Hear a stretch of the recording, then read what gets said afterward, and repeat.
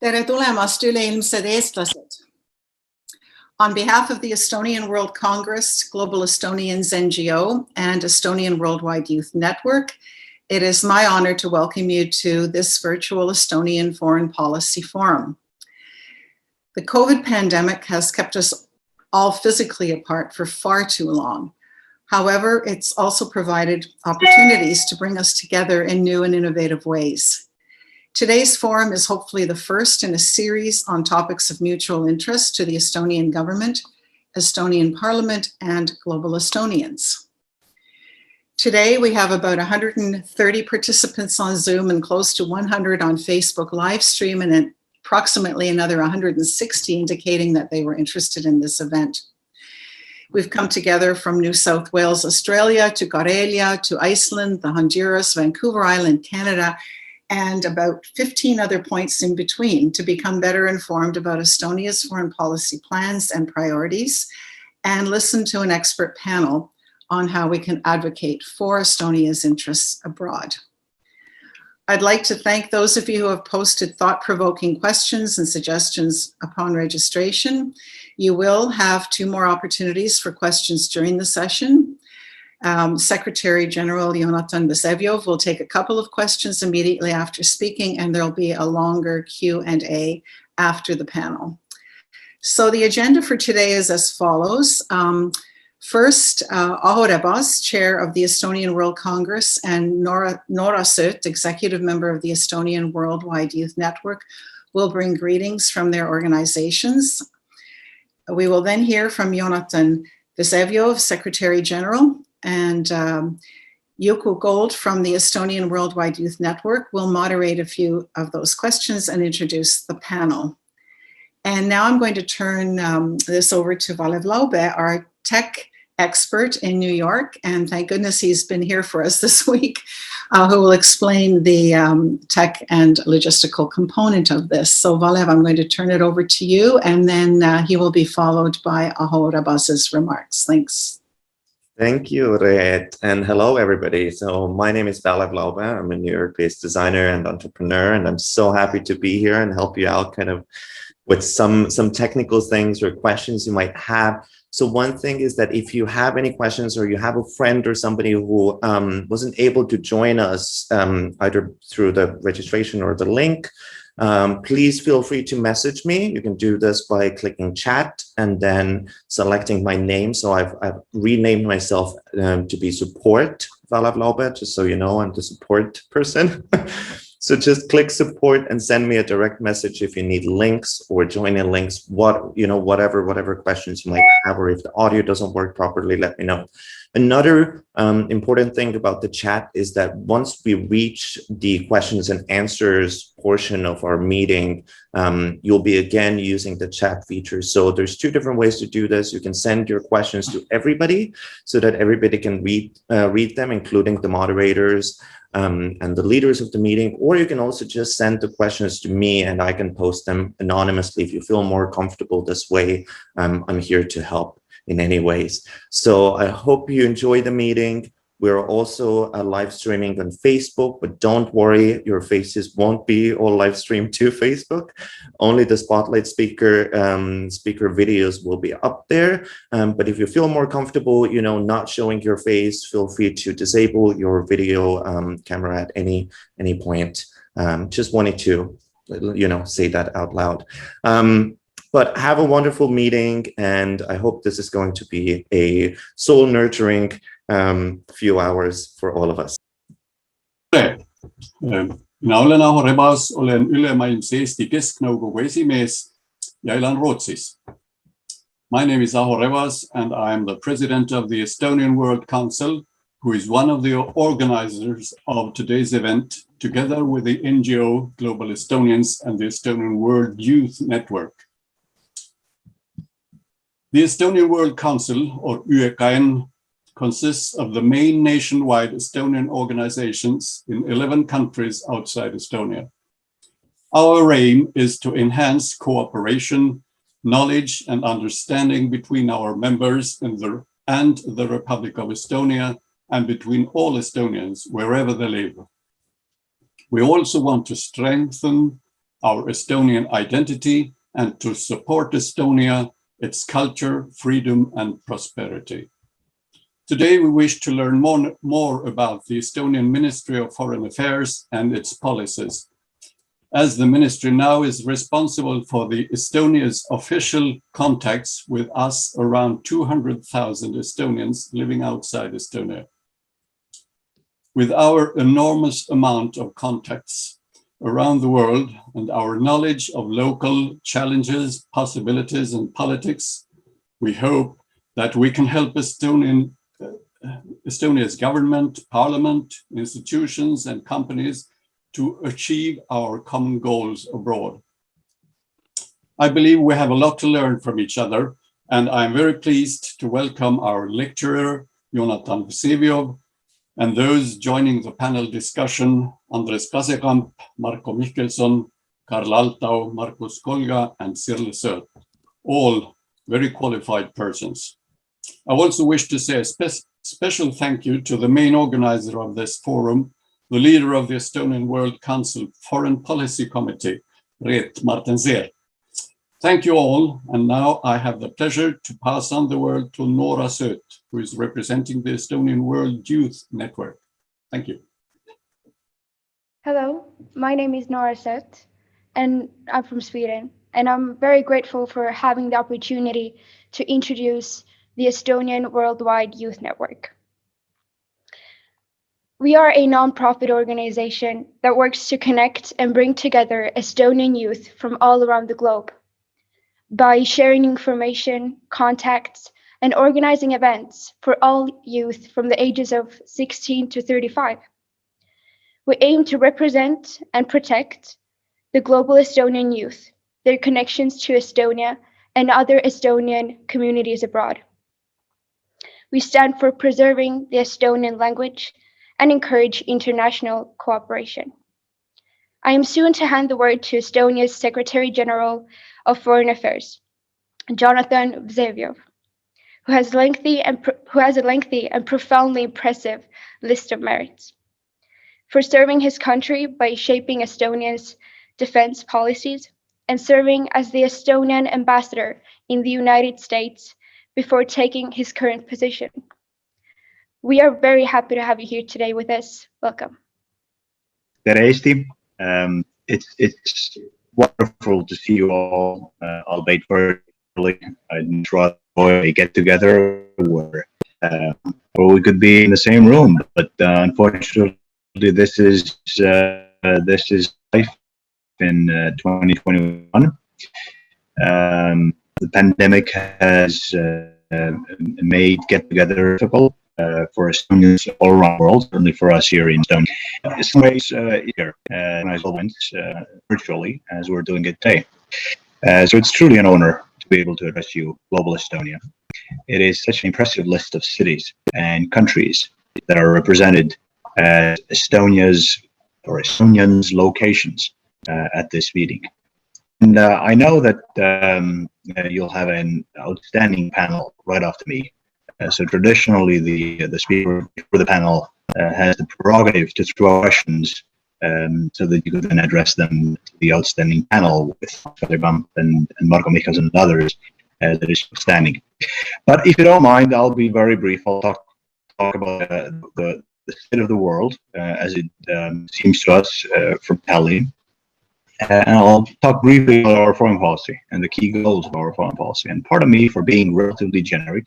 This is on purpose, so that your questions to me and or the panel afterwards will then direct the conversation, the dialogue into areas that are of more interest to you. But I'll be very. I'll start with the story of Estonia's foreign policy that most of you, I'm sure, are extremely familiar with. But just to set the scene, where we're coming from determines to a large extent the way we see the world today and the place of it in Europe and on the global map. Our foreign policy has been famously consistent since 1991. No matter which political party has been in power, no matter which individual has been in my position, or even more importantly, in the foreign minister's position, or in the prime minister's or president's position. This consistency has been our strength. I would like to compliment myself and my predecessors for this consistency. That would, however, not be true. The consistency, in my opinion, comes from our past, primarily from 1939, 1940, the difficult choices Estonia had to make, and the difficulties that we went through in the 5 decades afterwards. As you know, in 1939, the two totalitarian dictators divided up Eastern Europe, and we were presented with an ultimatum. I'm not going to repeat the story. You know the story. In my opinion, however, 5 decades later, after losing what ended up being almost a third of our population, fighting in the war and going through unspeakable difficulties during the occupations, when we re-emerged on the map of Europe, in my opinion, the 1939-1940 lessons that shaped our foreign policy then and continue to shape our foreign policy today are twofold. First, we should never be alone again. And secondly, not fighting in certain circumstances, not fighting is not the safer option. Not the safer option. And so since 1991 on, our foreign policy has been one that drives to integrate Estonia into the West, Western organizations. NATO, the European Union, the OSCE, the OECD, the Eurozone, the Schengen area free movement, all of these developments have, in my opinion, been primarily influenced by the strategic lesson of the 20th century for Estonia, which is that for us, being alone is not an option. We need to be part of Europe. Europe necessarily does not need Estonia to be part of it, as we saw for 5 decades. The European peace project, the European Union was integrating without Estonia being even amongst the free nations. So making sure that never happens again has been one of the pillars of our foreign policy. Secondly, not fighting, not the safer option has led us to invest in our defense. Since way before 2% of GDP became famous as a benchmark in NATO, investing in our defense, integrating our defense capabilities with those of our allies, working to get first into NATO, and once in, making sure that NATO remains committed to military matters, to collective defense, eventually bringing allied forces into Estonia. All of this deriving not from an understanding that we alone can defeat potential incursions. No, all of it, in my opinion, deriving from this lesson that not fighting is not a safer option. In the 30 years of re-independence, we've achieved a lot. If we were to think ourselves back to 1991 or 1992, and imagine what we have achieved today, most would not have believed it possible or considered it possible. And yet, I must say, clouds are gathering again, not just in Europe, but globally. The post-Cold War era that many thought over after 9/11 is clearly over now. And in my opinion, the 21st century will not be characterized by chaos. It will not be characterized by non-state actors in the fight against terrorist organizations. It will be characterized by great power politics. Great power politics is back. In many ways, reminding me of the 19th century, in the sense that this competition that we are entering into is no longer bipolar as it was in the 20th century. It is purely multipolar. West, the collective West, is weakening, relatively speaking, vis-a-vis the challenges that confront us, vis-a-vis the other centers of power. Russia is still there. India clearly strengthening, China obviously. It is a multipolar state of affairs where competition, much like in the 20th century, is fundamental in nature. Fundamental in nature. What I mean by this is that we are not in an era of competing for market access or competing for territorial gain in certain parts of the world.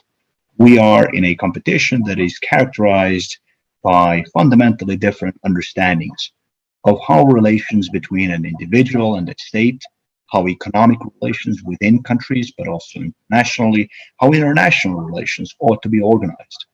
Fundamentally different approaches to these fundamental questions. The outcome of this competition will determine democracy's fate. The outcome of this competition and our ability to compete wisely will also determine whether the 21st century will be a century of tensions or whether the 21st century will be a century of war. Managing this competition, managing these tensions is a major challenge on our hands. Now, when we look closer around us here in Estonia, we see an aggressive Russia. We see war in Ukraine still ongoing. We see major military exercises, Russian military exercises scheduled for 2021. We see covert operations all around Europe. We see a policy of the Russian Federation that is in many ways aimed at dividing the West, weakening the United States and its allies, and creating a sphere of influence around Russia's borders that would buffer Russia itself from what they would consider unwelcome influences of democracy and truly free market economies.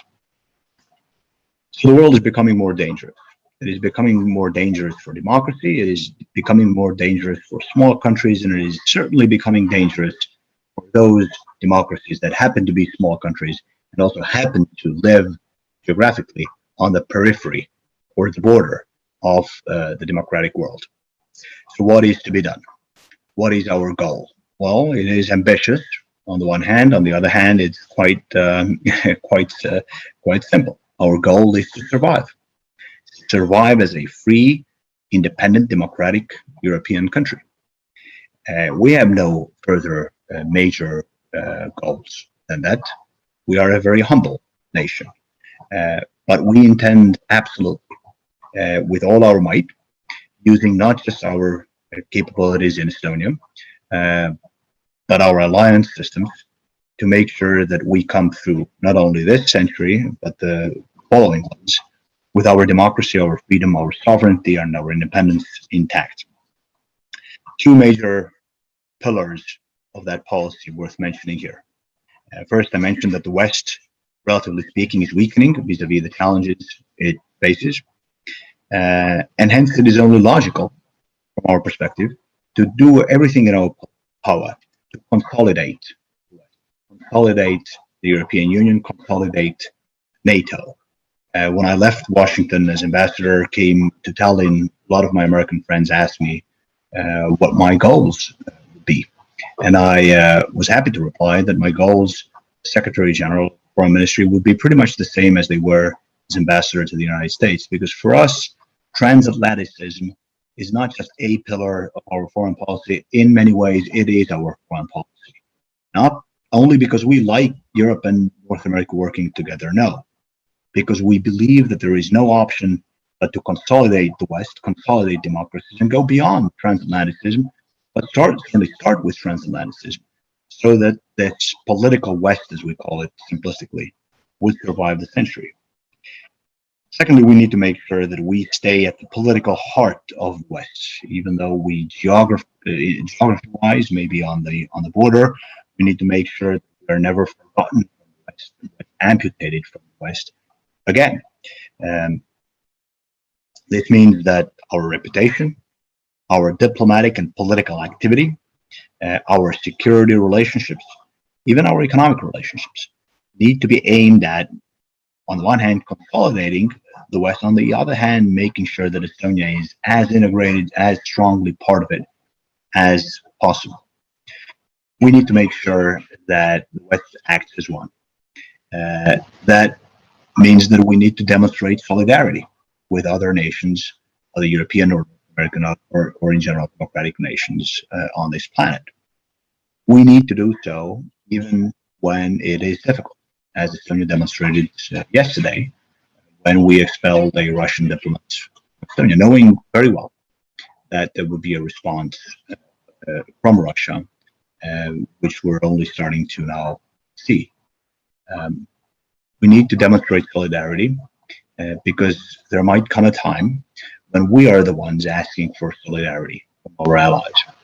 We need to make sure that nobody gets any false ideas on whether security that NATO and the European Union provide, security that these alliance relationships and these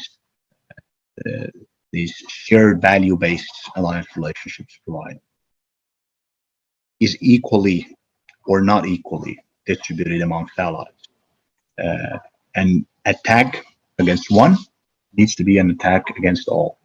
And even if it's hard, we need to be the ones demonstrating the right way so that we could then count on our allies' help if necessary.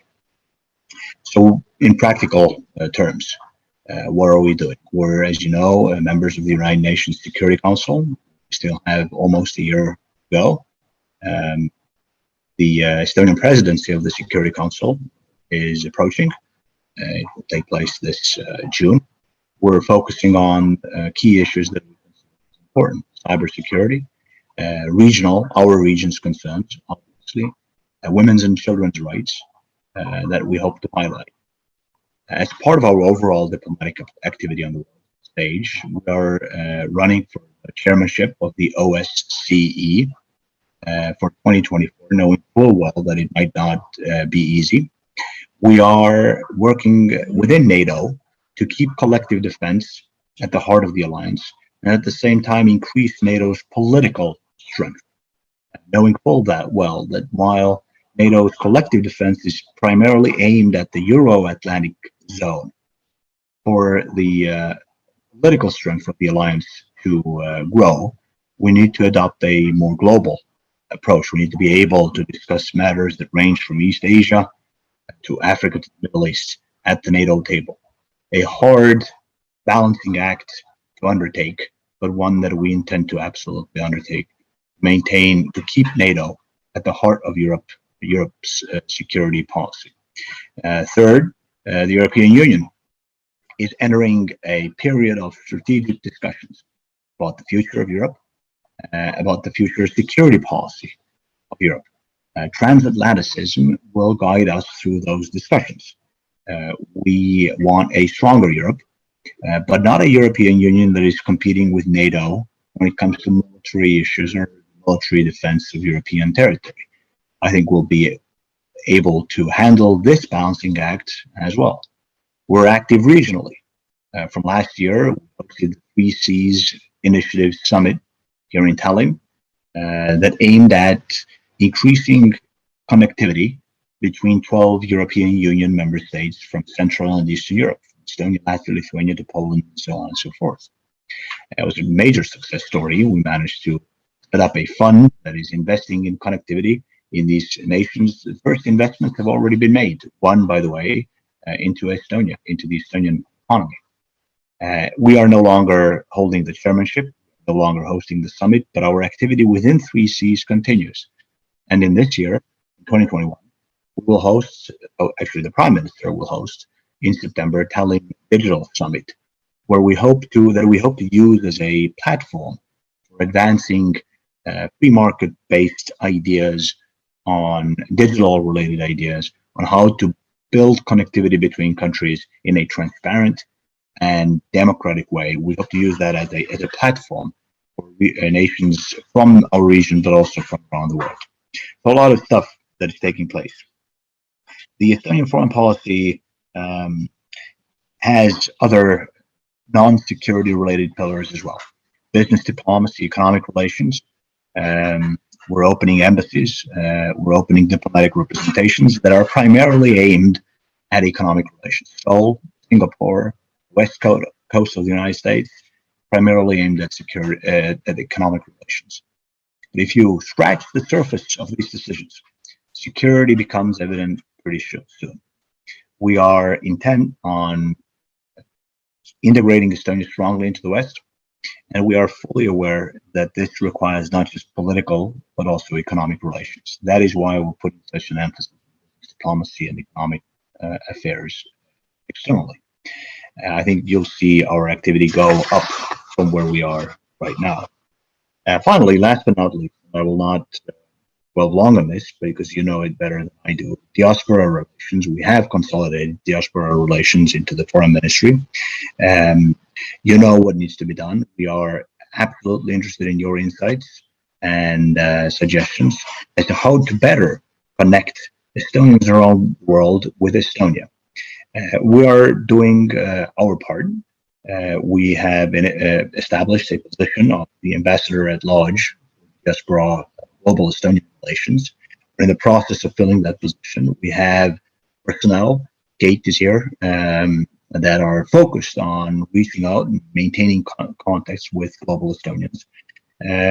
Our ambassadors around the world have been tasked to reach out to local Estonian communities and make sure that we know how to help you in your activities, but also how you could help us in either developing business relationships or gaining access to decision makers, members of parliament, representatives from governmental agencies of your respective countries. So this is what we're doing. I've been speaking for... Tere, hello, bonjour from Ottawa. I'm Juku Gold, or Josh Gold in English, but Juku suits just fine in Estonian.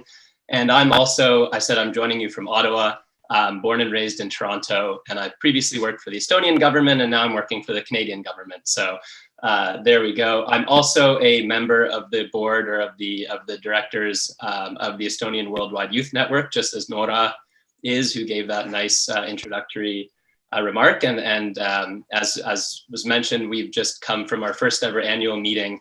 So this youth organization, which we hope that many of you will spread the word about and get involved in, is growing and is taking its first baby steps. But thanks again to the Secretary General for your great, fascinating remarks. We have a lot of questions that have come in from pre-registered participants and in the chat. So I'm going to use my moderator's privilege to discriminate and choose certain questions to be posed to you. And I'll warn also, because we have so much interest, we might stretch a little bit over time over the schedule as it was written, but that's not necessarily a bad thing. So first question I'll ask, on the theme of youth and Estonian diaspora, but particularly younger people within the diaspora and the youth, we had a question, and it's one that's sort of dear to my heart as well, but what can be done to get young people of Estonian heritage more interested and involved with Estonia, with Estonian culture, with the Estonian government, with Estonia's interest? And maybe you, Secretary General, would like to phrase this or frame this in a more of a foreign policy context, but that'll be my first question. Okay, it's a very good question, and I wish I knew the perfect formula. I think you all have a much better understanding of what needs to be done than I do, and my suspicion is that it might also vary from country to country. But look, it's a huge challenge. When I was ambassador to the United States, you talk to members of Congress, a third of them think they're Irish. The other third thinks they're Italian. I'm simplifying, obviously, it's probably not a third, but a huge segment of the American Congress takes pride in their Irish or Italian roots. Many of them have never visited neither Ireland nor Italy. Many of them don't speak the language, and yet they feel Irish or Italian. We are a much more language-based nationality. It is so important to speak the language, understand the language, the Estonian language, to feel Estonian and to be accepted as Estonian. That's neither good nor bad. It's just a matter. It's just the way it works. And as we've seen, the second, third, certainly fourth generation Estonians tend to lose language, just like second, third, fourth generation Italians in the United States lose command of the Italian language. So the trick now is, I think, twofold. How do we help people maintain Estonian language? How do we help, especially youngsters who have so many options? Now, paradoxically, the internet might actually be making things harder for us because there is so much to choose from. Even though it's easy for us to get the Estonian language materials to people, the marketplace is more intense, if you know what I mean. So it's language, and secondly, how do we maintain relations with those who feel Estonian at heart but may no longer speak Estonian language? I think that's equally important. So So a lot probably can be done that we're not yet doing. Organizing youth camps, trying to get people over to Estonia, trying to get people to come and I'm seeing a comment here in the chat that somebody mentioned. I can't really read it and speak at the same time, but I saw Estonian military being mentioned. Our former president Thomas Mihkelson, his son went through conscription in the armed forces. Now, it might not be a perfect integrator, but it's certainly better than nothing. Spending a semester in Estonia at one of the wonderful universities that we have. These are some of the things that we've been thinking about here. But as is the case with many similar issues, when a government comes and tries to tell you or sell you something, it forces people very often to pull back. It's so important to be grassroots driven with these sorts of initiatives, and very important for us and our embassy network to be welcoming to ideas that might sound outside the box. What worked in the 1950s might not work in the 2050s, so we need to be able to adapt and be flexible. As I mentioned, we have an embassy network around the world. Every ambassador has been tasked with reaching out to local community so that we could get your ideas, your insights, and your direction on these matters. I wish money could fix this, and then I'd say that our funding is not unlimited, as you all well know. But my feeling is that it has nothing to do with money, or not certainly centrally with money, but more with coming up with outside the box solutions. Great, thank you very much, Mr. Vseviov, for that answer. I'll now turn to maybe a more politically difficult question, but one that's been in the heart and minds of many Estonians outside of Estonia, and probably within Estonia as well. But so we had a question from a participant who said, I translated from his Estonian, but he said something along the lines of, a prominent Estonian political party has been spreading false or propagandist information about the current US government and has made certain claims that are maybe not so much in line with that consistency that you referred to of Estonian foreign policy and traditional Estonian directions. So does this, the fact that there's a relatively mainstream party speaking out with certain things that are traditionally less consistent, does this come in the way of better US-Estonian relations, US-EU or Estonia-EU relations, trust building, and general Estonian foreign policy and national security aims? I'm sorry, my dog just appeared in the screen, by the way. Don't mind him. I hope he'll remain quiet. Look, I'm a civil servant, so I'm not a politician. I could not possibly comment on our domestic politics. Our politics is intense, as politics has become not only in Estonia, but in a number of countries, in most democratic countries, I should say. When you look at developments in Estonian politics, compare them to those of, for instance, the United States, you'll see many similarities, even though one is a country of 1.3 and the other a country of more than 300 million people. A lot of similarities.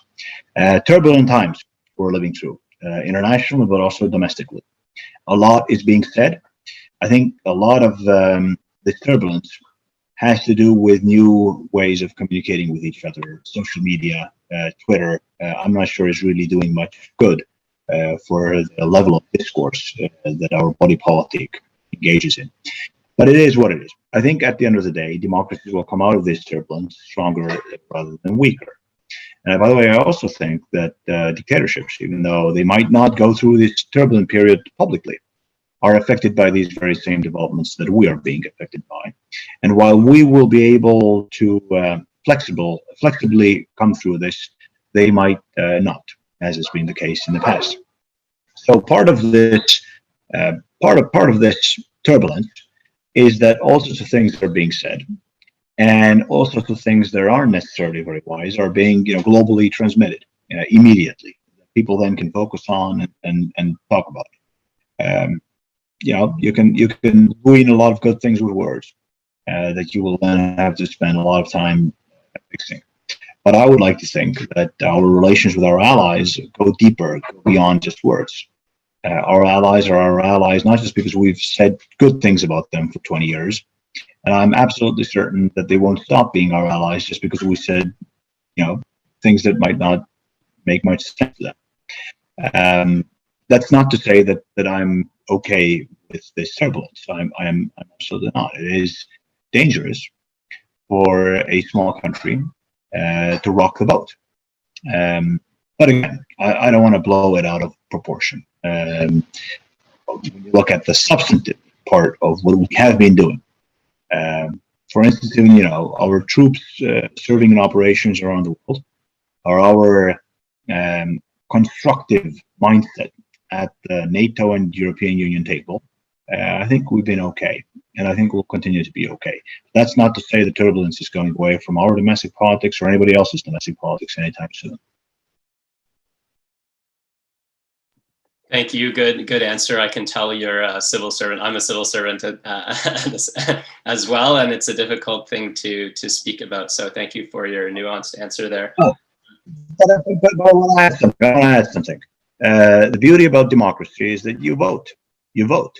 That's where you express your satisfaction or dissatisfaction with the political forces that are active within a party. As I said, the Estonian political scenery is very active. You have political parties for every taste, for every imaginable taste, not just the ones that are in parliament, the ones that are out of parliament and want to get in.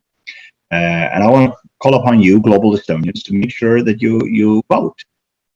We've made it as easy as it possibly can be made. You can vote from your bed or from your bathtub if you're willing to take a cell phone bathtub. Vote from anywhere. You can vote from anywhere. So for us, Estonians, there is no excuse, really, for not voting. And yet, voter participation is somewhere hovering around 70% or below 70%, right? So no excuse for that. You need to express your views every 4 years of parliamentary elections, every 5 years of European Parliament elections, and then we own our government. That's who we are, our government. Great, good point there. Thanks for adding that. We've also had among the participants certain questions related to Estonian business and Estonian business people abroad.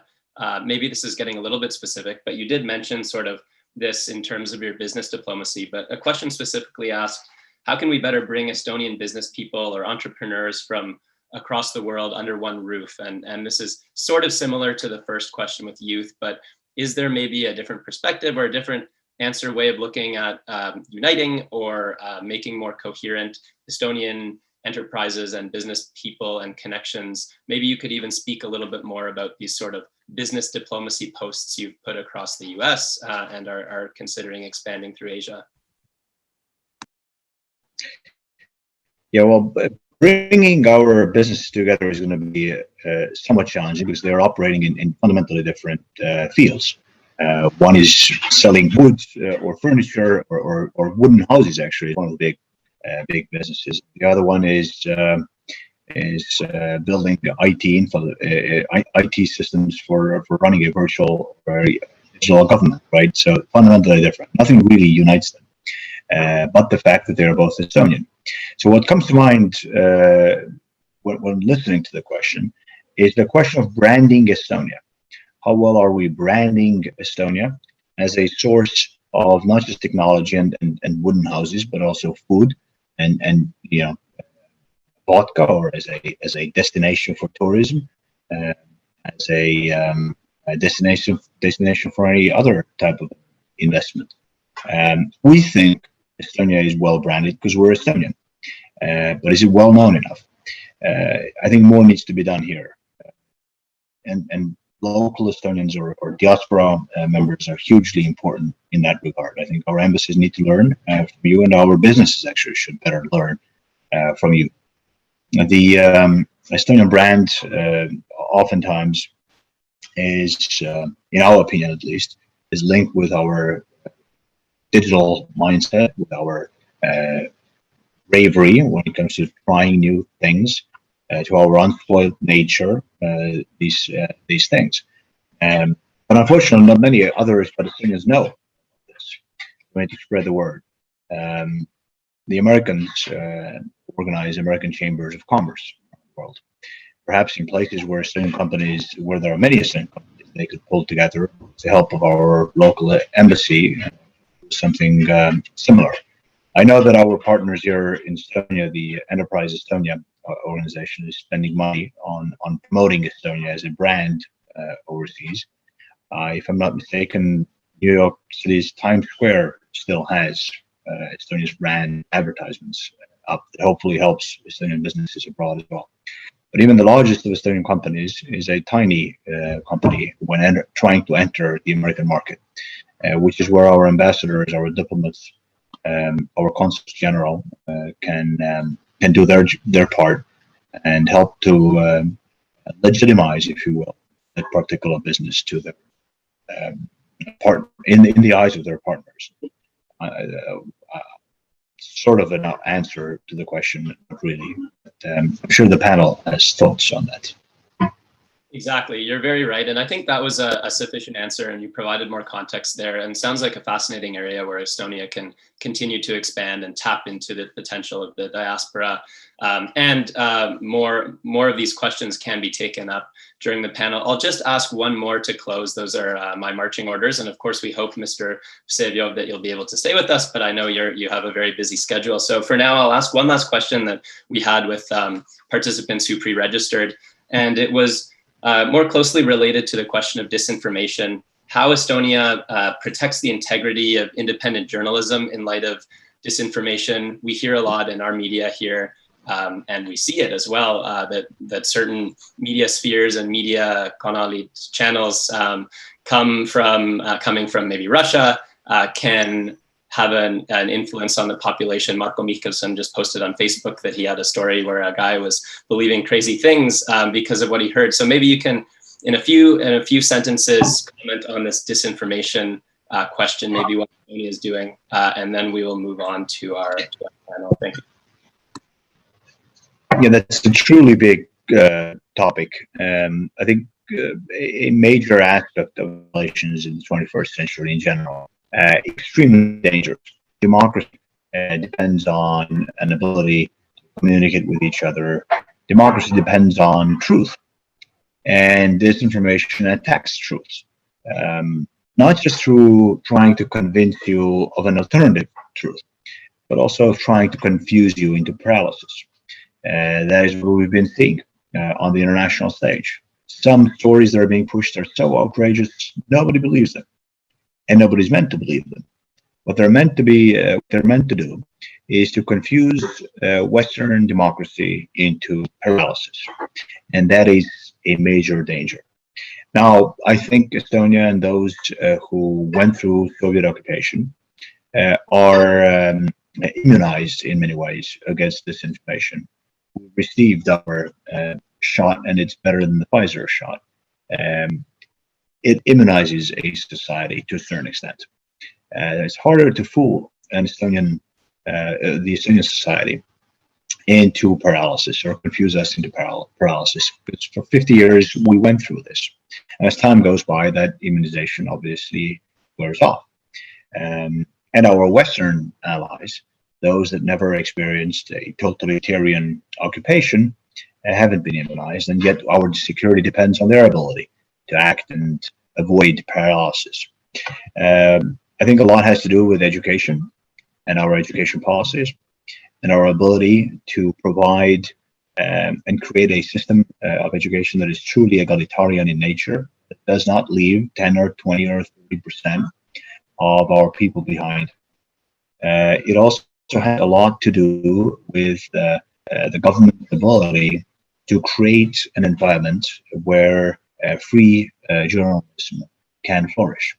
It's always easy to say that, well, let's just put money towards creating our own governmental TV channel or governmental newspaper. Yeah, that I don't think is the answer. That is not the answer. We need to be able to protect marketplace. Part of this has to do with identifying sources of disinformation, labeling them, calling out those who disseminate disinformation. It is in many ways similar to cybersecurity, where it's easy for us to get concerned or be deterred by the technical and complex nature of this new challenge, and it is complex. And yet I think it is important to remember that in most cases of both cyber attacks as well as disinformation attacks, it is a human being made of flesh and bone on the other side, making decisions, initiating these attacks. If we are to stop them in the long run, then we need to affect that person's cost-benefit analysis. It needs to be more costly than not to initiate and undertake these attacks. That requires attribution.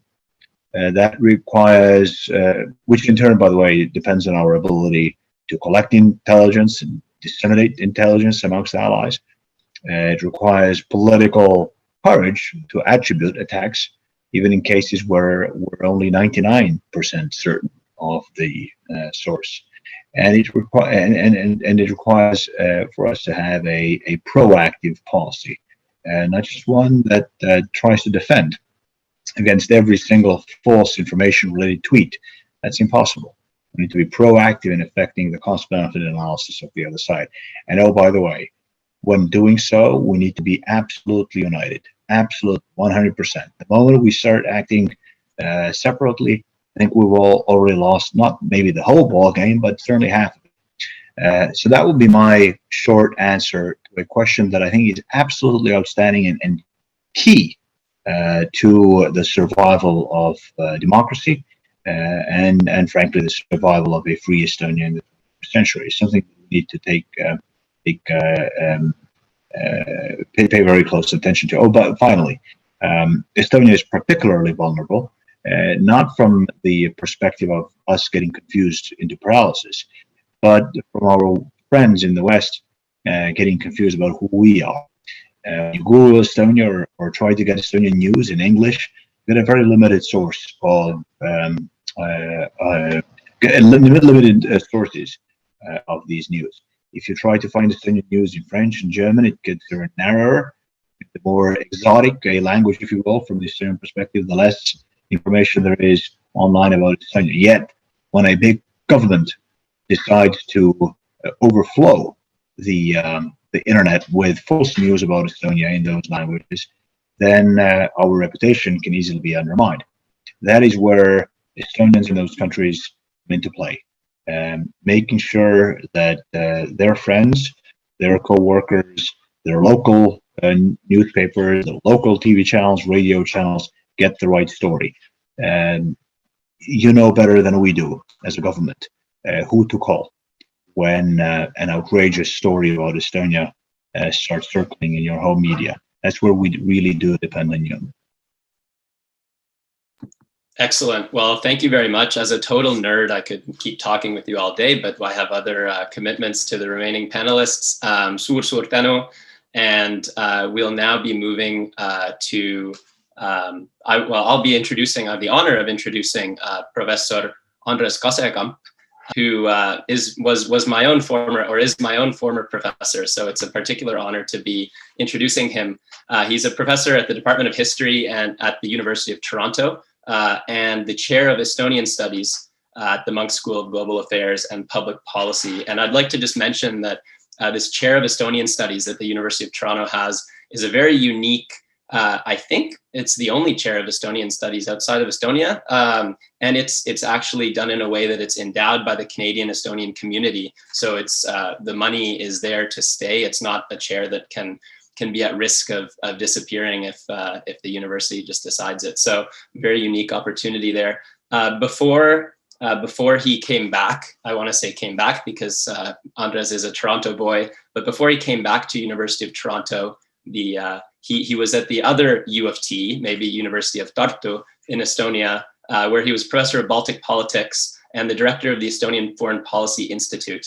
He's written at least 2 books, but his second book, maybe more recent, is titled A History of the Baltic States, published by Palgrave in 2010, which has been translated into 9 languages.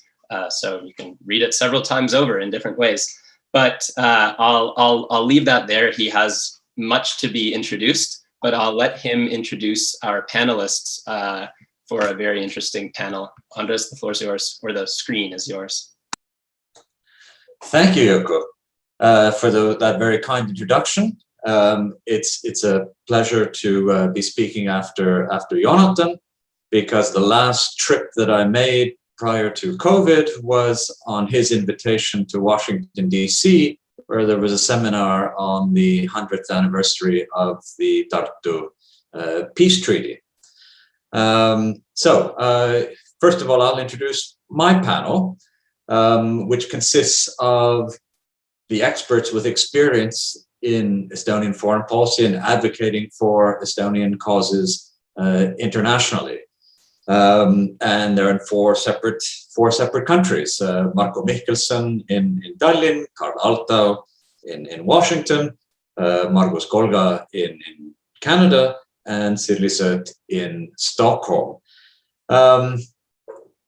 Anyone who's been involved with Estonian global Estonian events will know all of these individuals. Marko Mihkelson, if someone says sort of foreign policy in Estonia, there's Marko Mihkelson. You can't read a comment on anything going on in the world in Estonian newspapers, see on Estonian television or listen on Estonian radio without a comment from Marko Mihkelson. So we're very honored to have him here because he is, say, a foreign policy guru. And formally, of course, it's partly because he's been occupying the position of chairman of the Foreign Affairs Committee of the Riigikogu for a very long time, occasionally as deputy chairman when governments change, but he's always been one of the faces of Estonian foreign policy and one of the best internationally collected and known commentator on global events from an Estonian perspective. And he'll be the first speaker. Then we'll go to Karl Altau, who is, if our topic is about advocacy, he's a real professional. He's actually getting paid to do this, and he's been doing it for a very long time, and in the most challenging environment there is, Washington, D.C., where the competition for attention to get your message to the congressman, you're competing with the whole world. So Karl's been sort of very successful as the guy running JBank, which is the Joint Baltic American National Committee. So he has a wealth of experience, practical experience to share with us. Then we'll turn to Margus Kolga, who is here in Toronto, an old friend of mine. He's involved in many things. He's made documentary films. He's a senior fellow at the Macdonald-Laurier Institute based in Ottawa. He's the president of the Central Eastern European Council in Canada. Prior to that, he was the president of the Estonian Council in Canada. But he is also, I really admire how Markus has been so skillful at advocacy. Every week, he is in the Canadian media commenting not mainly on Estonia, but mainly on human rights issues. So he's managed to take, and this is amazing, that he's managed to get out of this small sort of niche Baltic area and become sort of a global expert on human rights who the Canadian media asks about China, about Russia, and other places. And of course, part of his experience is that he was one of the main advocates driving the Canadian Parliament to adopt the Magnitsky legislation a few years ago. So again, he's got some very valuable experience to share with us. And then last but not least, we have Sirli Sööt, who's one of the co-organizers today. Everyone knows her from being the chief organizer of the last ESTO, the Global Estonian Festival, where the whole idea of global Estonianism first arose back in 1972 in Toronto. Sirle is looking at everything she does in Stockholm. Basically, you could mention any Estonian organization based in Stockholm and you'll find Sirle on the board or the executive or involved. And she's also been a pioneer in organizing the foreign policy oriented events in Stockholm for Estonians. I know Marko's participated in them. Sirle has invited me. I haven't been able to go. So I think that's enough for an introduction. For those of you who are listening, you're not meant to only be listening, you're meant to be participants, which means that you see the chat function at the bottom and you can read it on the side, that if you have comments, questions for the panelists, then please go ahead and write them in the chat, and then I will pose them to the panelists. The idea here is I've instructed all of them to, since we have less than an hour and we have 4 panelists, to give introductory remarks of not much more than 5 minutes, and then we'll go to sort of a general discussion amongst the panelists, and then we'll open it up to everyone. So we'll go in the same order as I introduced them. So first of all, Marko, the floor is yours. Thanks for being here. Thank you, Andres. Indeed. Tere õhtust, tere päevast, tere hommikust, head eestlased üle maailma. Et väga tore teid kõiki kohata. It's absolutely fascinating to be with you. And actually, we have to thank pandemic, COVID-19, for this enormous change. What has happened actually in a way how we now used to communicate between each other, because we had those technologies before last year as well, but why the hell we didn't use this? Because this is so easy, so simple, so flexible actually to get together and to share information and opinions. And I'm very happy that actually it took only 30 years. It took only 30 years for us after regaining independence that now the global Estonians are all together from different corners of the world, can exchange what is in their minds at the moment and share the experience. And I'm very glad actually that just a few weeks ago, Markus, Sirle, and Reet participated first time at my committee meeting, Foreign Relations Committee of the Estonian Parliament. While it wasn't the first time we paid attention how to interact within the program of Global Estonian, but also how to bring our sort of debates here in Estonia about our priorities of foreign policy closer to your hearts as well, and to listen actually your ideas and positions in terms of how do we should shape our tactics, let's say, in terms of gaining those goals in foreign policy. So, but Anders said that, and that is natural. I keep very limited my remarks, but I would like to argue that the work what you have done, Karl and Markus and Sirle, and so it's not something what we can do in terms of history,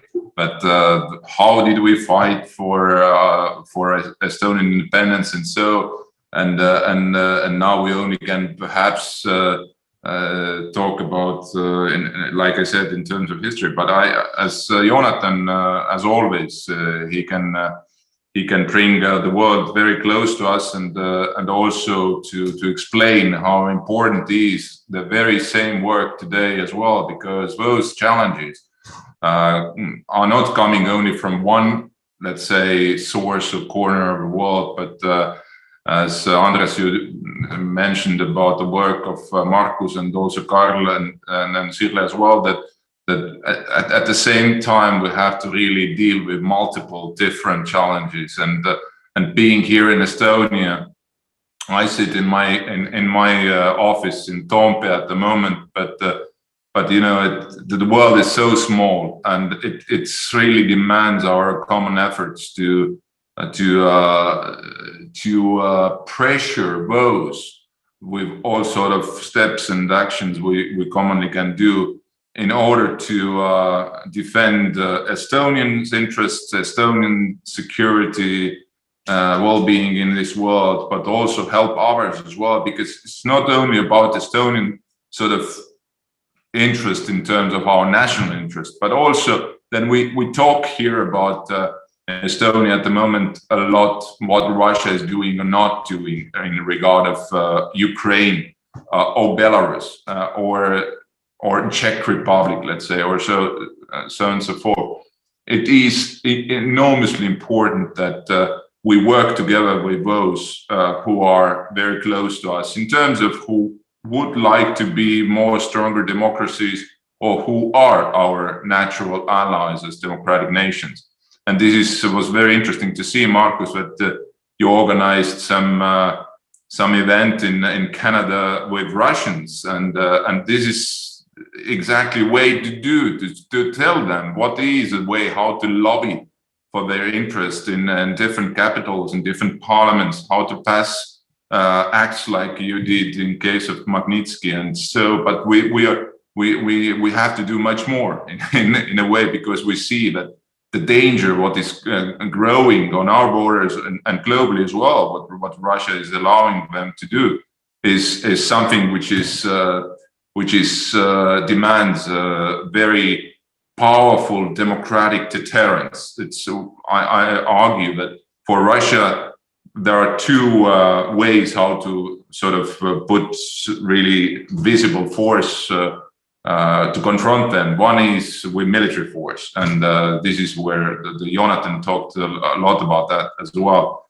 But another way to deter dictatorships is to make democracies stronger, stable, and also to help those who would like to be democratic nations or democratic countries. And naturally, countries who belong to Europe, like Ukraine, Belarus, but also in the future, I'm more than sure that Russia can be much more plural society than they are at the moment. Then this is a way how we globally can also work or interact with different communities and different capitals and countries, and defend both our interests through the interest of theirs as well. But I will stop at the moment here, and obviously we can go through discussion and Q&A session. Thank you. Okay, thank you, Marko, for that excellent introduction. And let's go across the Atlantic to Washington to Karl, who will give us a feel of how this work really looks like from the inside. As I said, lobbying every day with a very difficult crowd, the US Congress and the US administration, whose attention is very difficult to achieve. So, Karl, please go ahead. Thank you, Andres. Hello, everybody. Thanks to all the organizers for putting this together and for the opportunity to join you today and to talk about our work and to engage in the conversation. So JBank represents the three national Baltic American organizations, the Estonian American National Council, the American Latin Association, where our offices are, and the Lithuanian American Council. This week, JBank celebrates its 60th anniversary. We were founded in April 1961. And to commemorate that, we're putting together a little forum on Wednesday, April 27th, on US-Baltic relations, and featuring members of the three Baltic parliaments. And after I speak, I'll put the Zoom link into the chat, if that's okay, if anybody's interested in joining us there, and we'll be putting out some more info about it. So just a little bit about the background and our history. During our 60 years, we've helped, for about half of that time, if you can imagine, helping to, in the fight for the restoration of the independence of the Baltic countries and everything that went along with that. For 10 years, and about the time that I came on board 24 years ago, the main issue, the main campaign was Baltic membership in NATO, which was achieved, as you know, in 2004. And NATO is just as important as ever, as Jonatan had emphasized to many different degrees.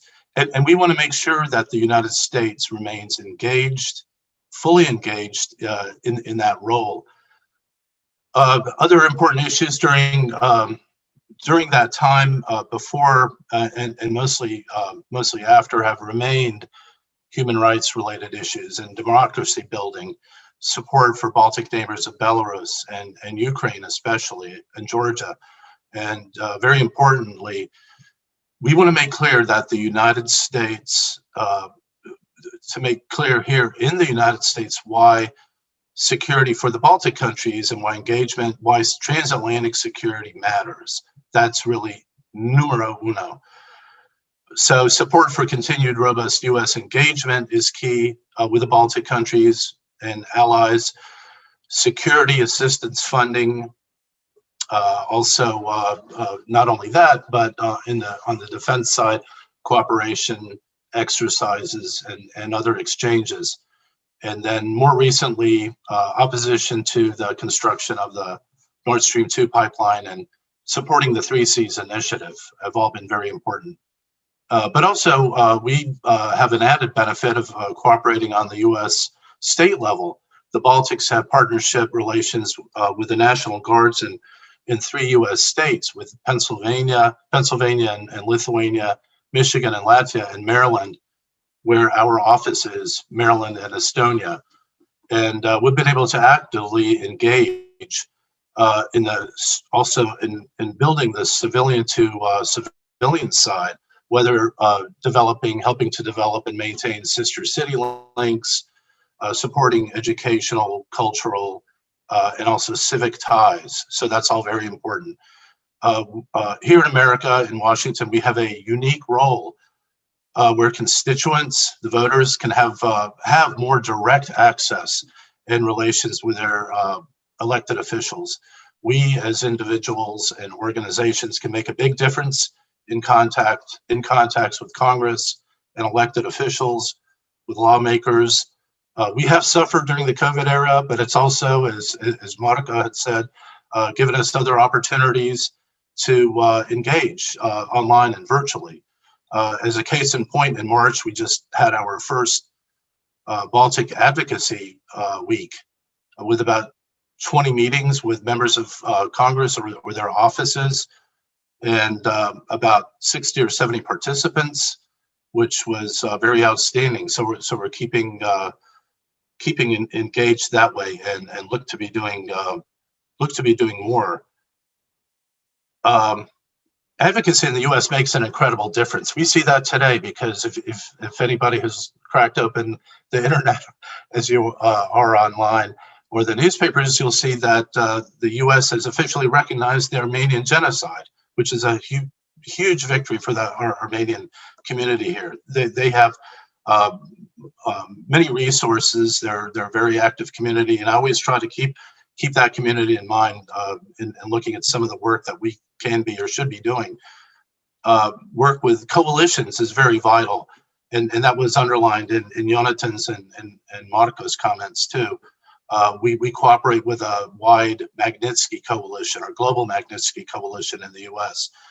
And solidarity does need to be demonstrated. So we need to reach out with other organizations. The Baltics themselves are a coalition, a successful coalition. You don't hear that with Benelux maybe as much as the Baltic cooperation.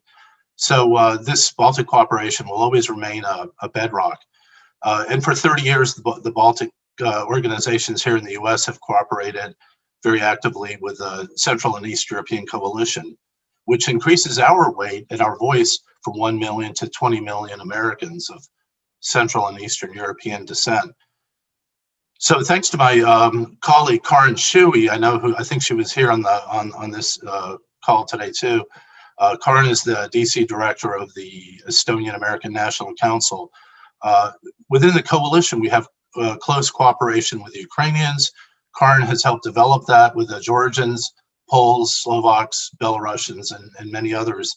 So we've engaged regularly with Congress, the U.S. administration, and policymakers. And thanks to Karin's management and assistance, we've had several successful policy events on recently over the last few months on Russian disinformation, Belarus, and just a couple of days ago on NATO priorities in advance of June's NATO summit. So we bring together policymakers, members of our community, but also there's great participation from think tanks and congressional staffers, and we're noticed better because of this networking. So solidarity really is key. And I just have to point out that it was extremely key and visionary of the ENC, of the Estonian American National Council leadership, Moderator and others, to create Karin's position about 5 years ago or so, because it gives us a double whammy here in Washington. We're able to engage much more effectively and thoroughly with decision makers. It takes resources. So ENC supports her position, and a third of JBank, or a third of my position, essentially.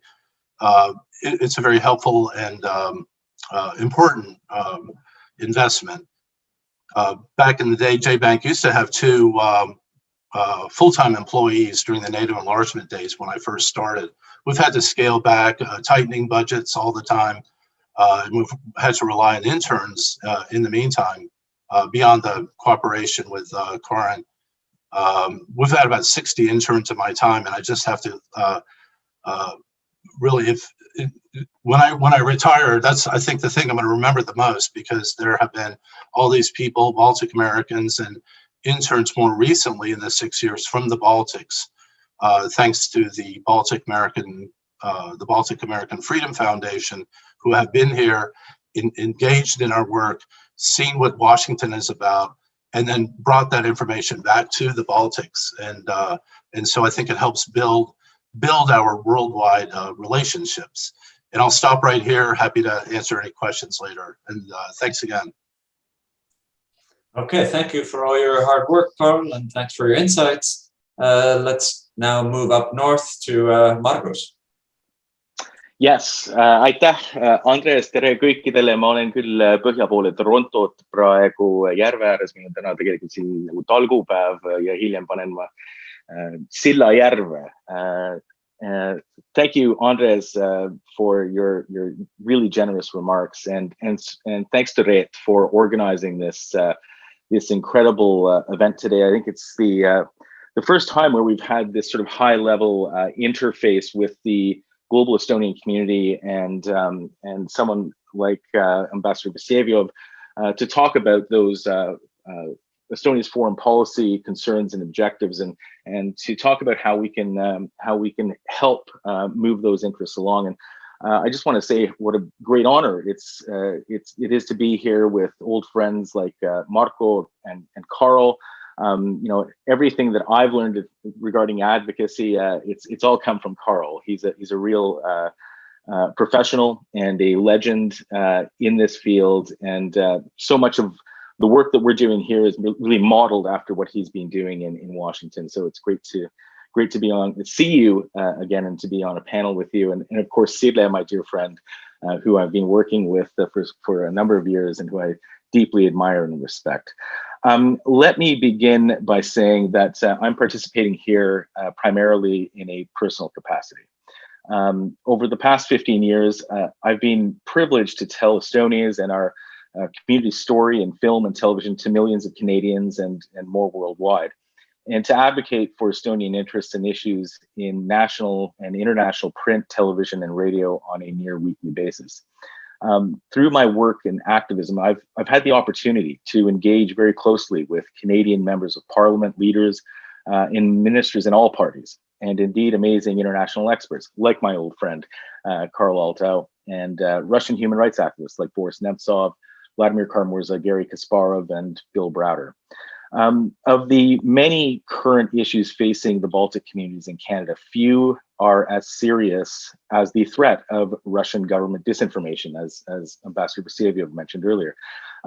This disinformation is targeting our communities and our shared history. The Latvian, Lithuanian, Ukrainian governments have recognized this very well in Canada.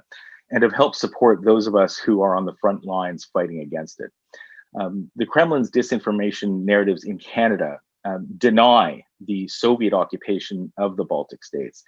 They deny the ethnically targeted repressions and deportations that happened within these nations.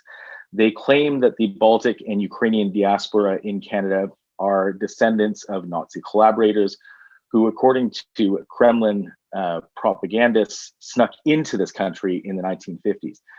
These narratives seek to delegitimize the status of Canadians of Estonian heritage as Canadian citizens and their voices in our national debate. They're hateful and they align with Soviet colonial narratives. This is really happening, and it's happening today. Just 2 weeks ago, a Kremlin-aligned left-leaning platform published an entire magazine dedicated towards attacking our community as Nazi collaborators. Last year, when I wrote a column to challenge the Kremlin's war propaganda on May 9th, Soviet Victory Day, Komsomolskaya Pravda, Russia's largest pro-Kremlin daily newspaper, published an attack on me, which led to a series of death threats against me and a police investigation into them. To this day, I have 2 York Region police constables. This is the area north of Toronto. 2 constables who are in charge of monitoring threats against me. And I'll take this opportunity, as I always do, to thank them. There are, of course, many less dangerous ways to advocate for Estonia's interests. There are a few people in the world who have been as successful in promoting Estonian culture in Canada than Piret Norhani. Thanks to her creative programming, Canadians have been exposed to a huge range of Estonian music through Estonian Music Week. Prominent Canadian architect Don Valtosaar has for decades connected Canadian and Estonian businesses, both formally and informally, and has enjoyed enormous success in connecting Estonian businesses using his own resources, contacts, and expertise. From a political and media perspective, advocating for Estonia is made quite easy when you have leaders like Toomas Hendrik Ilves as your president and his innovative digitization initiatives as your calling cards. During President Ilves' 2013 state visit to Canada, I was asked to arrange his national media.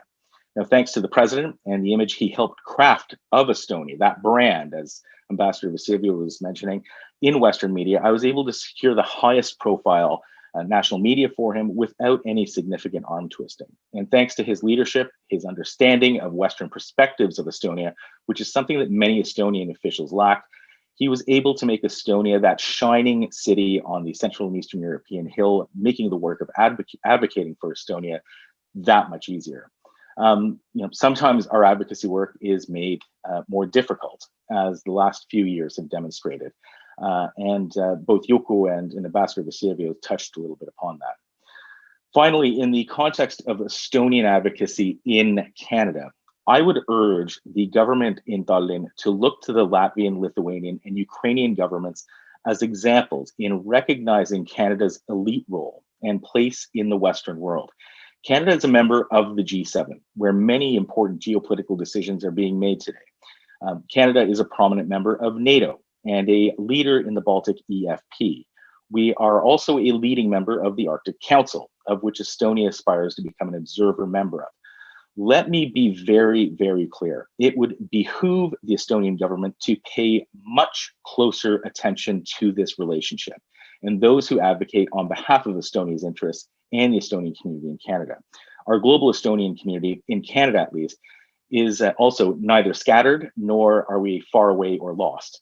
On the contrary, we are well in the process of finding ourselves and each other and crafting a unifying movement and identity, which will make us stronger and more resilient against the threats we face both without and within. I'm looking forward to taking your questions a little bit later, and thank you, Andres, again for your moderating. Thank you, Marko. I suspect that we will be able to read your statement in an upcoming issue of Eesti Elu.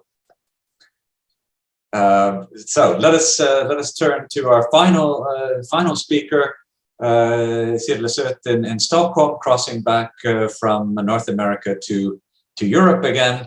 One of the most active people in promoting the whole idea of global Estonianism and interacting with the Estonian government. Sirle, the floor is yours. Thank you. My best greetings to all my global friends who I met 2019 in Tallinn or in Helsinki in Esto, and all my friends who we are working together in different organizations. I'm really proud to represent here Estonian women's, professional women's who live abroad and raising global Estonian children. So it's really happy to represent also women in this panel. Very short background of me. I come from Estonia, from Viljandi, and when I finished the Estonian School of Diplomacy in Tallinn, it was year 2000. Then I dreamed about diplomatic career or political career. But the life is full of surprises, as we know. It was very difficult decision for me to move abroad from Estonia, because then I worked for the government and I really enjoyed my work. And it was very interesting period, 2000, when Estonia was joining with EU, and I was responsible for the chapter in Association Treaty about chapter 2, about free movement of people. And all the life in Estonia then, it was so interesting, and it was very hard to leave Estonia. But when I got my first child, and as many women have to make decisions when they build their family. As I have a double degree from Estonia, double degree in law from Estonia and Sweden, it wasn't very difficult to find a good job. But in the same time, when I started to work here, I became also active in Estonian House. And this is a most important thing what has happened in my life, actually. I'm at the moment in the Estonian House in Stockholm, and maybe most of them have been here as well. And there is an archive in a cellar, and it's full of history. And I was born in 77, and in my school books, there wasn't not a lot about Estonians' other side of the Iron Curtain. And this is still for me a very interesting and new world. And many times when we have to plan our actions, I go to the archives and look what the other people have done before.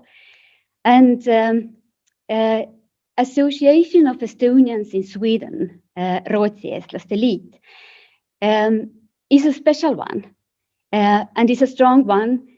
I mean strong one. We have a mini parliament where we elect democratically each 4-year delegates over the whole Sweden. And then we work during these 4 years in different committees. And one of these committees is, for example, a committee for political affairs. And the most important thing what we have done has been connected with, I have to show you. This is a Stop Nord Stream, hashtag Stop Nord Stream 2. And we started from the simple leaflets, where is a stop mark, stop Russian gas, it harms environment and security. And then there is a map of Baltic Sea and all these countries.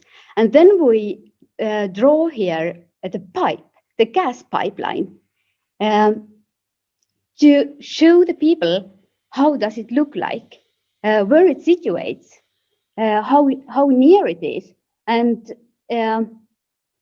where we went to the political week in Almedalen at Gotland Island, maybe you have been there,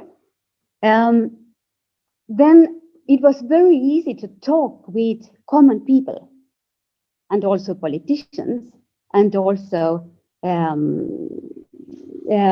professors and all the other young people, because on the other side we wrote 5 reasons why Nord Stream 2 is harmful for Sweden, and not only for Sweden but also all the countries around the Baltic Sea.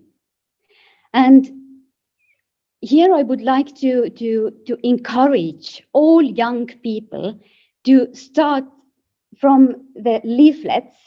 It's very important to put it on the paper in very easy words why it's harmful, and then talk with people.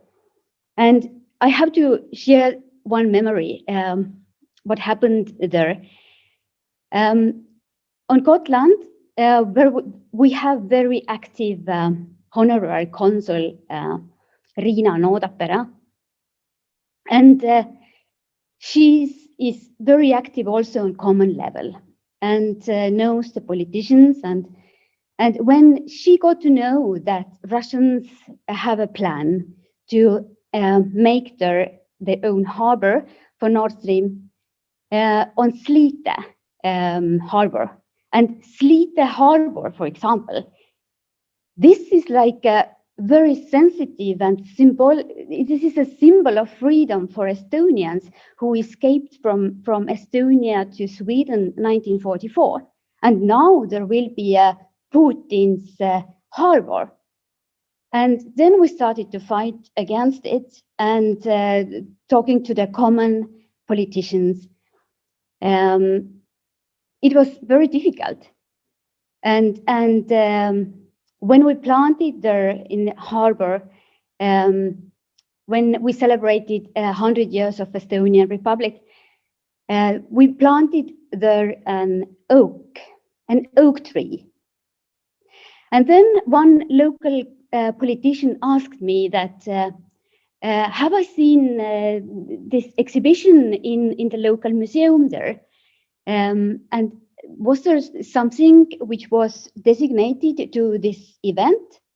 And then I had to bring him to this museum, and it was full of Russian propaganda.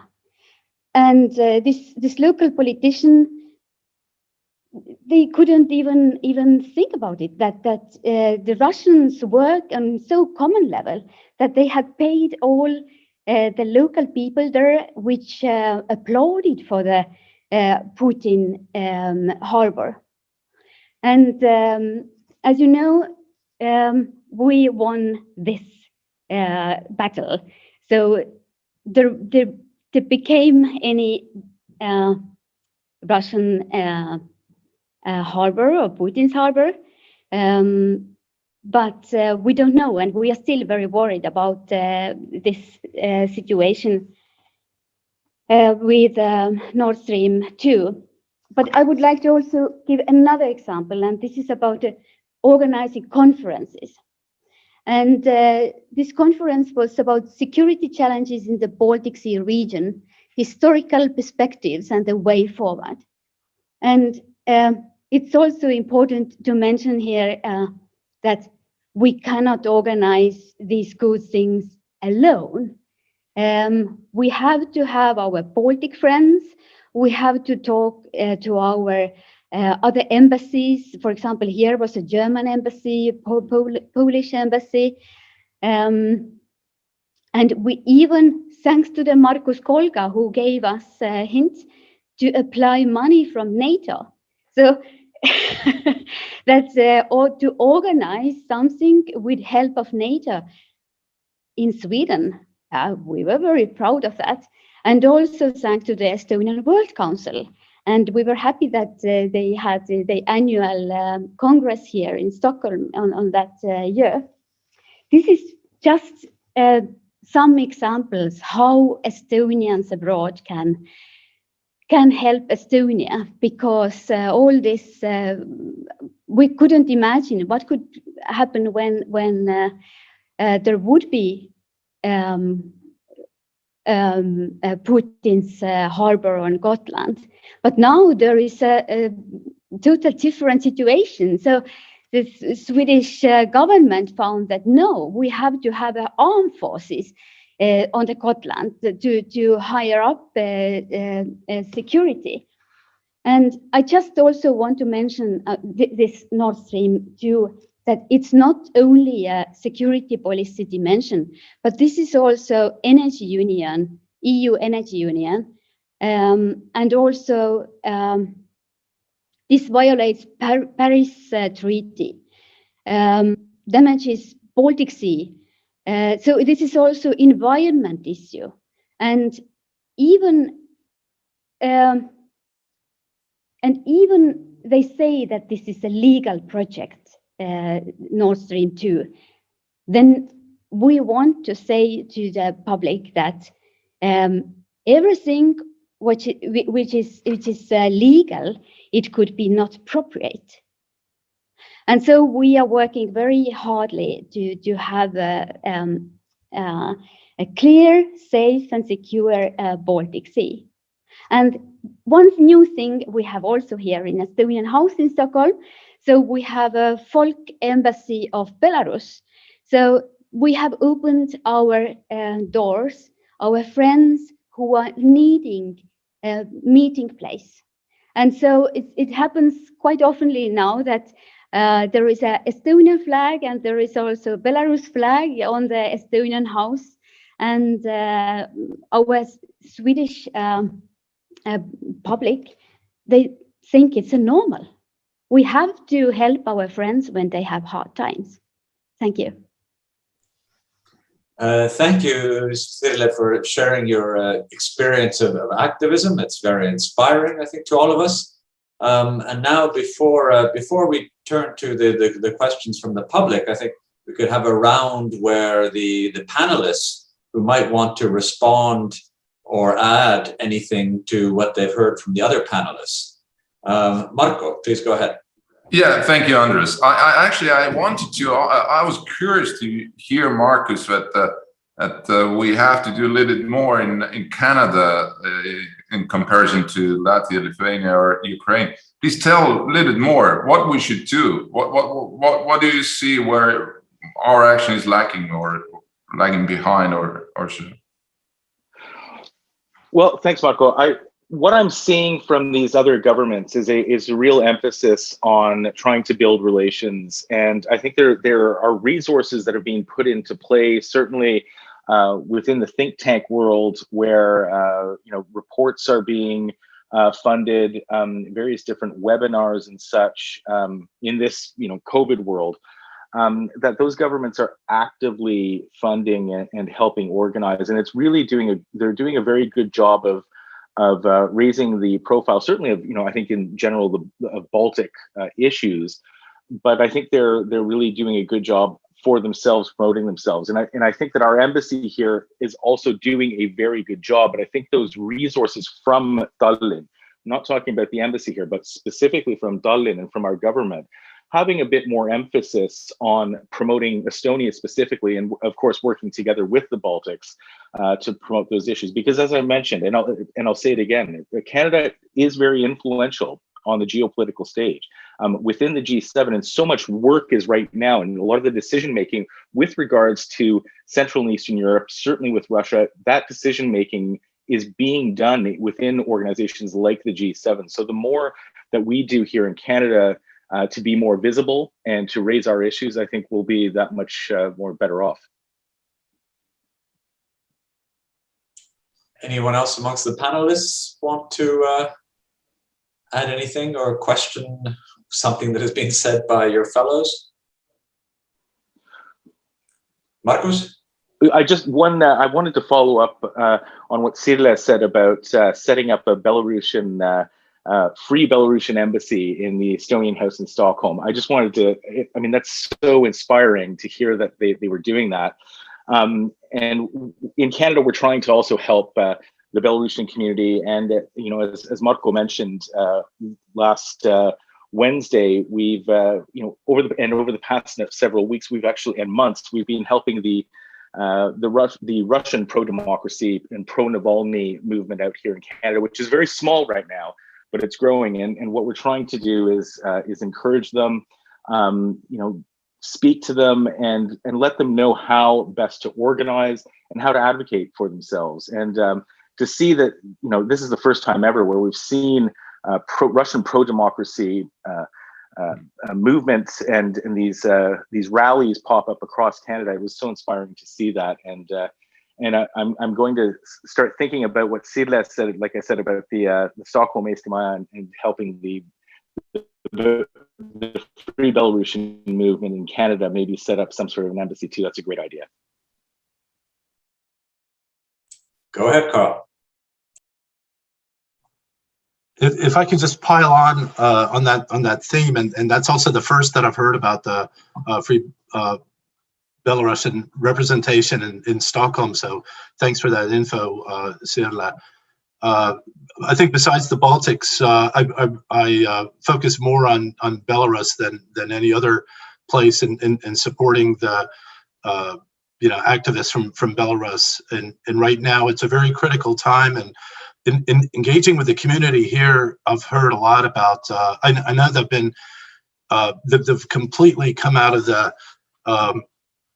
the woodwork as far as activism goes, and we saw that with the Ukrainian community in 2014 too, where there are many more people engaged because this is you know, this is a existential thing for them right now, and anything that we can do to help. And I've said that you know, we have networks here in the US, but perhaps to engage kind of globally. So if something is going on, to make sure that we have people who are interested from our communities who know about these events and who can go out and support demonstrations or letter writing campaigns or whatever it takes. Because, you know, if we don't help them now, you know, maybe there's not going to be an opportunity again for a while. So you know, we do have to act now. Thank you, Carl. Anyone else amongst the panelists? If not, we have just a few questions from the chat, and which have been sent to me. And of course, one of the most important functions of the moderator always is to keep time. And I'm very well aware that we're running past the scheduled time, so we don't have much left. One of the questions that has come to me was inspired by something that Jonatan Vseviov said in his introductory remarks about Estonianness being very much dependent on linguistic identity. And the question is, how can then people of Estonian heritage globally with no language knowledge still be of use to the Estonian government, or their skills be utilized for promoting Estonian causes? Anyone want to take that on for the panelists? Yeah, Andrus, if I may, just to say a couple of words. It's, I agree that Estonian language is very specific, of course, and something that Estonianness goes through this, but not only, I must say.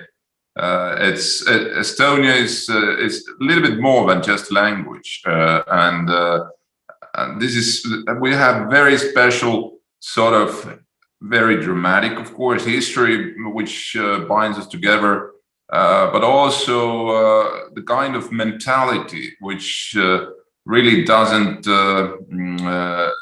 ask you, do you understand the Estonian language or not? But this is something which really matters to unite us as a single community, global community, because Estonia is a small place in a kind of on a breakdown of the world civilizations, and what happens with us actually is sort of litmus for democratic world, as being in the past and still is, and as we and secondly, Estonia has been successful during last 30 years, not only defend our national security, but also to produce a lot of unicorns, a lot of interesting sort of ideas which are usable around the world, from Skype to TransferWise and so on and so forth.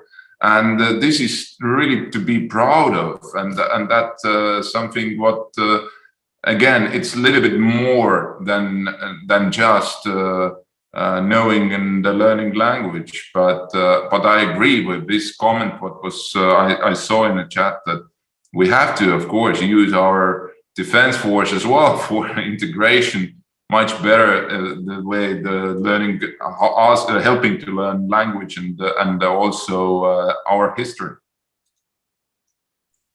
Thank you, Marko. Anyone else amongst the panelists? Markus? Yeah, just very quickly, I don't think that we have, as Estonians around the world, these global Estonians and certainly Estonians at home, I don't think we have the luxury of choosing who belongs and who doesn't based on language. I think that if we can, and this is part of, I think, the foundation behind the Global Estonian movement is really trying to build a sense of identity, based on language, but I think geography, where we've come from, our history. If we can base, that identity, encourage people who speak Estonian or don't speak Estonian to feel Estonian, I think that we're far better off. And I think those people who feel that they're Estonian and identify themselves as being Estonian will also advocate on behalf of Estonian interests in our communities around the world. So I think language is important. My kids speak Estonian. We speak Estonian at home. Not everyone does. And like I said, I don't think we can pick and choose based on and use language as a criteria as to who belongs in our community and who doesn't. Go ahead, Sirle. Yeah, I think the Estonian language is important.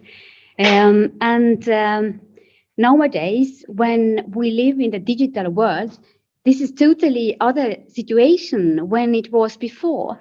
So actually, all these digital means for learning language are so close and available. So I encourage every young woman and family, not only women, but also fathers, but not only to use the digital means, but also trying to talk. And we have so good examples. For example, Virve Vihman from United States, I presume, who has moved now back to Estonia, who are promoting the multiple language knowledge. That this helps the children. This is the best gift to give to the children is as many languages as possible. And then we give also possibility to our children to communicate directly with Estonia and Estonians and also Estonian governments. This is another level ability to write resolutions in Estonian, but now we have also Google Translate, so no problem. I would just emphasize here that when we talk about the diaspora, we're not just the diaspora, we're a wider group, the Friends of Estonia, which is a much more inclusive idea. Carl, go ahead.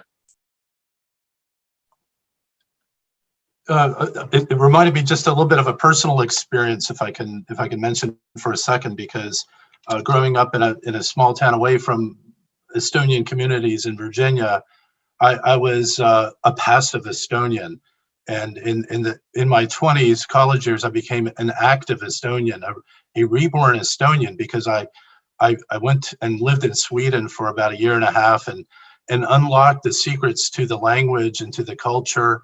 Even though I had connections to my relatives in Sweden and Estonia, I was exposed more to the music, participated in demonstrations for the first time, except for Toronto in 1972 during as the first Estonian World Days.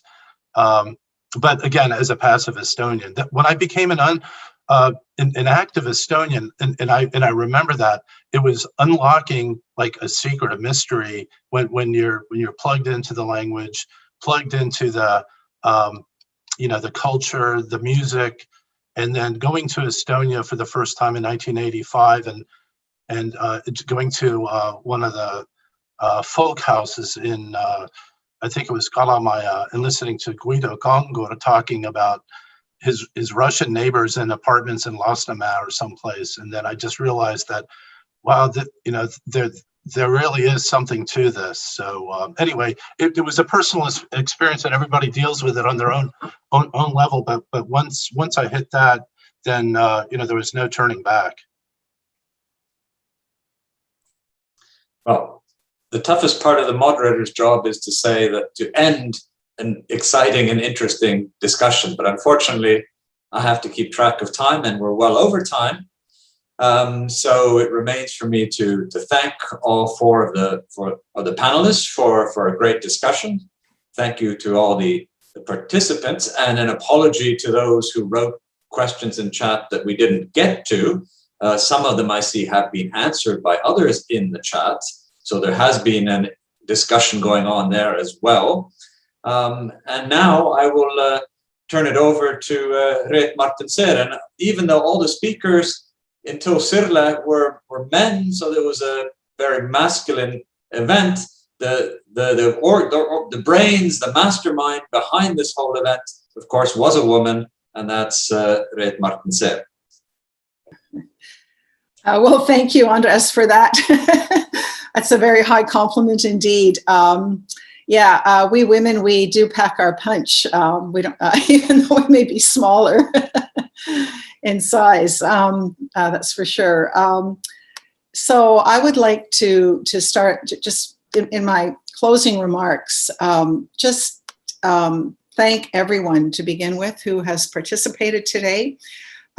Secretary General Jonatan Vseviov for his highly informative overview. Really brought out the national security context, the global political context, and priorities for Estonia's foreign policy and security.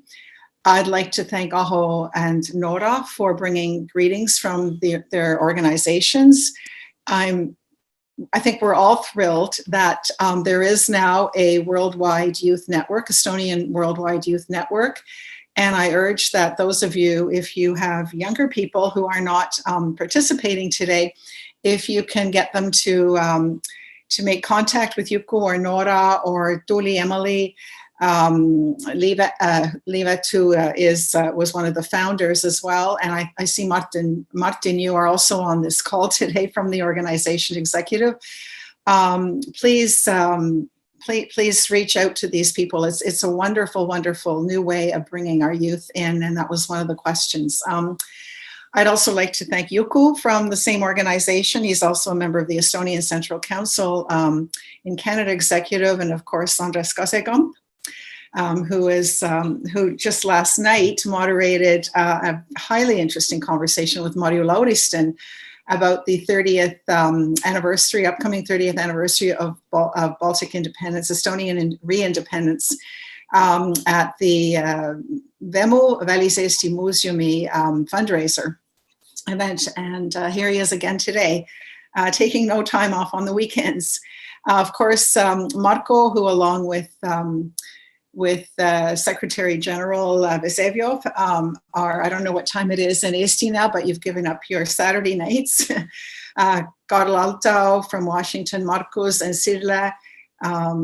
I'm always so impressed when people are able to speak in their third language and do so articulately as many of you did today. I'd also like to thank Kalev Laube for all of his technical support and assistance throughout the past week.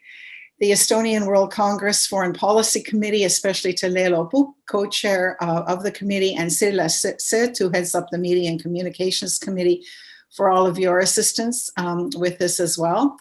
And I'd like to thank the Estonian Ministry of Foreign Affairs for their assistance with publicizing the forum, and a special thank you to Gate Spiegel, who's with us today, who's we're lucky to have as advisor for Global Estonians at the ministry. And she's been wonderful, and we're thrilled that she will remain with us. She came over from the Interior Ministry to continue in this portfolio. We're also most grateful that the Foreign Ministry is expanding its support for Global Estonians with the soon-to-be announced appointment of an ambassador at large. And from what I understand, expanding the number of people who will be working on this portfolio.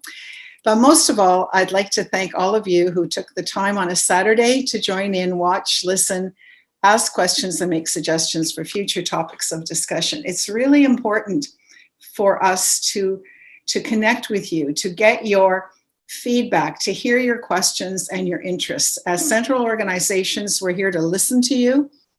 We're here to build relationships, increase communication amongst all of our global communities, and of course with Estonia. That is our mission. And we're also the various central organizations that belong to the Estonian World Congress and the MTÜ Global Estonians are conduit to the new Üleilmse Eestluse program, the Global Estonian program that you'll be hearing a lot more of over the next few months. And please do contact us to ask questions, any questions you may have, and continue to offer suggestions, not just about your needs and challenges, but also suggestions for future forums. Carl has already posted a link to the J-Bank conference, or Karen did, thank you. And I also encourage all of you who represent Estonian organizations, small and large, and all of you as individuals, to check out and utilize the globalestonian.com website to post your events and get information. Check it out. It's housed with the Estonian government through INSA, the Integratsiooni Sihtasutus. And thank you to Marko Skolga and Tarmo Saks, who I think is also on the call, who actually gifted this to Estonia. And it's a great platform for sharing and finding information about Global Estonians and events. And I will post that link in just a moment. Marko and I both alluded earlier to the fact that due to the pandemic, we've now started to connect on an ongoing and regular basis in new and innovative ways, thanks to technology, that actually have brought us more together. This is the first such event that we've organized from our end. It definitely won't be the last. Hopefully in the future together, like with more in consultation with the Estonian Foreign Ministry and also with the Parliamentary Foreign Affairs Committee. And hopefully we'll see you again very soon on Zoom and Facebook. And of course, we're very much looking forward to getting together again in person sometime, hopefully this year. So in the interim, get vaccinated and stay safe. Suur tänu ja hoidke ennast.